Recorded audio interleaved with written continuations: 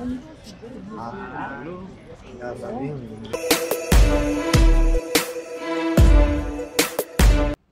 guys, for today's video, andito tayo sa City Gates outlet dito sa Tunchong Station. You can go to exit F at pwede din kayo mag-exit doon sa exit na papunta ng cable car. Ayan. So nakalimutan ko lang yung exit, but actually you can go exit F naman, diretso nito sa City Gates outlet. So dahil hindi pa naman bukas yung ibang brand, ang City Gates, it's outlet of many brands, yung mga branded na yung mga branded shoes, ayan, branded outfits, ayan. Hindi ko lang sasabihin yung mga branded, baka masipa tayo ni Lolo, ayan. Pero I think naman it's pwede. Like hinahanap namin yung outlet ng Jordan, pero wala doon. Medyo na kasi yung iba hindi pa naman bukas. At ngayon ay papunta kami sa cable car. We want to experience to ride cable car. So guys, I think 200 plus 275 ba yun?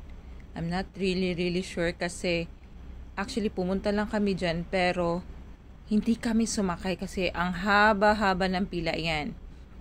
So kasama ko pala, nag-leave ako kasi kasama ko yung mga kaibigan ko from Macau. Nag-exit sila dito sa Hong Kong. Ayan. Ang magkapatid na Weng and Y. Yeah. Ayan siya. It's my friend for a long time. Actually, yung ate nila ang pinakabarkada ko. And then I find we met again after 20 years. Pero si Weng lagi na kami nagkikita. Yung nagpunta ako ng Macau at nagpunta siya dito. Pero itong kapatid niya ay 20 years na kami hindi nagkita. So, ayan. Papunta kami nandito pa rin kami yan. Yan, actually, nakapila na kami. Pero nung na kami sa pinaka bilihan ng ticket, nagdalawang isip kami kasi ang haba-haba talaga ng pila. So, we decided to take a bus. Nakalimutan ko lang. I thought I have a video, but you can go M23. Sa baba lang naman ang terminal bus. So, ayan, andito na kami ngayon sa village kung saan, dito kayo, pag sumakay kayo ng cable car, dito kayo bababa. Ayan. This village is, you can buy different souvenirs. At saka may mga restaurant dyan, may mga chains, at may mga for different merong pinuntahan si Amo dito. Actually, nakapunta kami nila Amo dito before, but umuulan. So, when I came here with my friends, it's really maganda yung weather. Kaya yung iba nagja-jacket because the weather it's cool and sunny. Actually, maganda siya sa picture, guys. Although dahil maliwanag siya, may sunshine. Actually, naka-jacket kami pero tinanggal namin yung jacket. Ayan. At yan, ang si Big Buddha, yan yung pinaka big na Buddha dito. Ayan. So, eto yung station na dito kung makasakay ka ng cable car, dito ka bababa. Ayan. So, yan yung sigurong nakapila. Ayan. Ngumping 360. 275, I think, sabi ng kaibigan ko, 30 minutes, balikan na yon. At ang 350, yun yung pinaka-premium, yung mga may crystal siguro. Ayan, sa loob. Pero I hope na makapag-experience kami. Actually, marami ding tao during this day, kahit na Thursday, kahit na ordinaryong araw, Pero maraming tourists, and surprisingly may mga tourists din na galing Pilipinas. Meron ding yung sila, yung by group, ayan. Kasi meron kaming nakasabayan nun sa sa may outlet, kasi dun kami nag-lunch. Ayan siya, guys. Actually, maganda talaga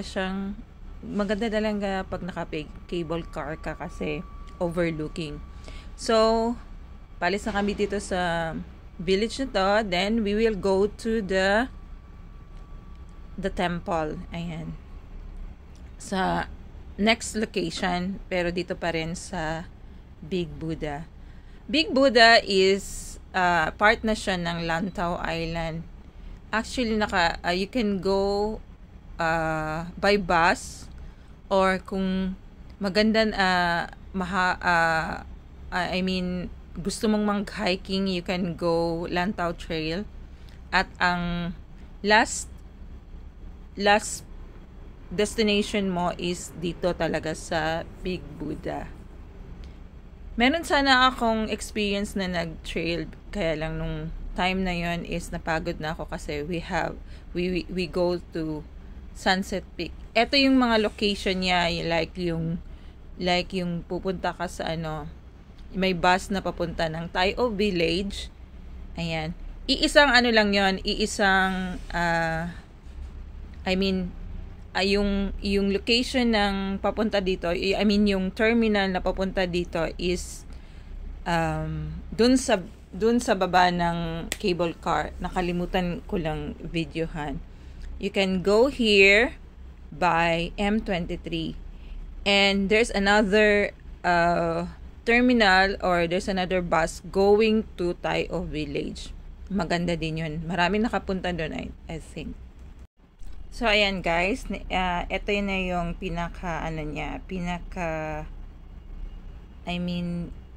ito na si Big Buddha. Actually, if they want to climb up, kaya ko pa naman, kaya na ayaw na nila. So, and the next destination is yung sa temple naman. Pero hindi na kami pumasok dun sa pinakaloob niya kasi di nila feel. Actually, may vegan restaurant dyan na because it's Buddhist, right, and it's temple, so merong restaurant dito pero walang meat. Ayan, it's kung mahilig ka sa mga tofu pho, like sa atin is taho, yan meron dyan. Fried noodles, yung authentic fried noodles ng Chinese cuisine na meron ding meat at meron ding walang meat. So dito is because it's vegan restaurant, walang meat dyan. At saka yung mga meron ding drinks, ayan, which is made of soya milk, ayan, at saka yung mga fish balls, ayan, yeah, at saka yung mga mga dumpling siya with at saka yung mga delicacies nila na without meat.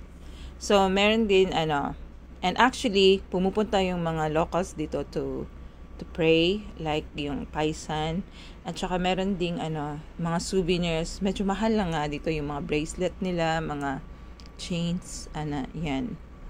Medyo mahal siya. Ayan, yung loob niyan, if you were interested, meron din akong video sa pinakaloob niyan yung kasama ko sila amo. Ayan siya. At nandyan din yung restaurant na sinasabi ko. Ayan. Actually, gusto niyang bumili ng yung mga good lucks na na bracelet. Kaso sabi niya ang mahal daw. So, hindi siya bumili. So, ayan guys. At saka dahil galing sila ng Macau, I would like to share galing sila ng Macau, from the airport, sumakay sila ng A11. Actually, ang A11 guys ay from the airport, ang last destination niyan is North Point Ferry. Ayan. So, nagkita lang kami ng Central. I guide them I guide them na ano, sige, bumaba kayo doon sa may Central, malapit sa Worldwide. Ayan. Ay Jardine House yata yun. Yung malapit sa post office. So, doon kami nagkita. Kasi, naka-monitor naman ako kasi meron akong KMB bus app. So, I told them na sumakay lang sila ng A11 galing ng airport. Usually, pag galing ka din ng pag pumunta ka ng Macau, yung iba is pumupunta ng Sunny Bay. Doon naman sila sasakay for bus B5 ayata. Kaya lang masyado siyang malayo. So hi guys, nandito kami ngayon sa Sunny Bay Station. Pwede din kayong sumakay dyan B5 city bus papuntang Macau. Kung malapit kayo dito sa Sunny Station, punta kami niyan ng Disneyland kasi gusto nilang magpicture dyan. And this is the Disneyland, the happy place on earth. Yan. Pero hindi kami pumasok kasi if you want to visit, kung pumunta lang kayo dito para mag-travel at saka I rather recommend na pumunta kayo dito ng maaga and you will finish the whole day, whole night, and hanggang sa mag-close to para sulit ang inyong pagpunta dito at paggala. So, thank you. Again, guys, if you want to travel Macau to Hong Kong, from the airport, port, you can take A11 hanggang North Point na yun, pero minute ko lang sila sa Central. At saka pwede din kayong pagpabalik naman, pwede din kayong sumakay ng A11 from Central to the airport na. At saka kung malapit din naman kayo sa Sunny Bay, pwede na namang B5 city bus.